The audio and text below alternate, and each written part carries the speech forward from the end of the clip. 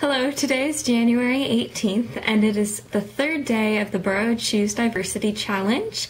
I didn't do a vlog yesterday because yesterday's theme was to not use any technological devices, so no laptops, no phones, no e-readers, that sort of thing. I found this very difficult. I'm definitely a computer person, so I found that the whole day I was just more aware of my time because I couldn't just lose myself in Facebook and Twitter and all those things that were created just to waste time, it seems. I had to write a French composition, so I had to write it out by hand, and every time I needed to look up a word, I had to look it up in my actual physical dictionary instead of online, so that was kind of time-consuming. I was always wondering if someone was emailing me about something important, but the biggest thing was not being able to use my phone. I got a phone call halfway through the day from my mother, and I pretty much said, "Hi, I can't talk on the phone. Is everything okay?" And she said it wasn't, and I just hung up. So I felt a little bit bad about that. But as it turns out, a lot of my close friends had really bad days and had moments in which they thought to themselves, "Oh, I really ought to text Sarah." And they didn't because they remembered my challenge. Like, one girl wanted someone to go to the hospital with her, and just, that sort of thing. So I got kind of upset about that because, those things are supposed to help us in our lives, and while Facebook probably doesn't help me in most moments, always having my phone on me might actually be more helpful, just in terms of always being able to be contacted no matter what's going on. So that was very thought-provoking for me. I think that days when I have a lot to do, I might turn off my computer and try and stay away from it, and that might help, but I definitely feel like I can't go without my phone anymore.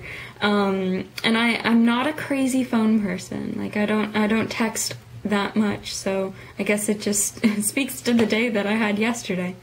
Today's challenge was to have 3 meals that were $3 each. I did a good job of this for the first 2 meals of the day. My breakfast was probably about $2. I had a scrambled egg and some fruit, and my lunch was probably $1.50. I had a turkey and cheese sandwich. Dinner was a problem. I have gluten intolerance, and I'm living at Brescia, and the cafeteria is very good about making sure that they have things that I can eat. But one thing that I've complained about occasionally was that if they have turkey or roast beef or something like that, I can't have the gravy because they make it with flour.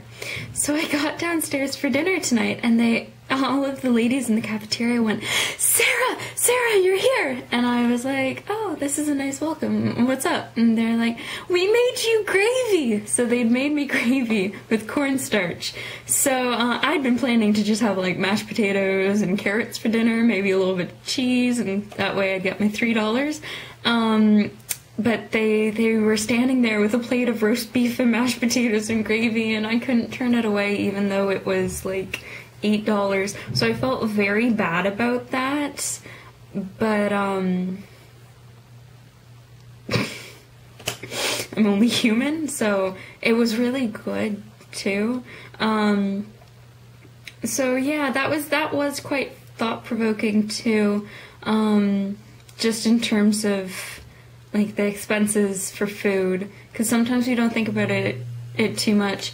Like, for my meal plan is $12 a day, and I just remember the first few weeks of classes. Actually, no, it's $10 a day. The first few weeks people were here, they were just, how do I live on that little? And to think that so many people live on less, it's just really interesting. So tomorrow's challenge is to sleep on the floor. I'm not particularly excited for that. I've done that before. I've done that a fair bit occasionally, actually. So I will let you know how that goes.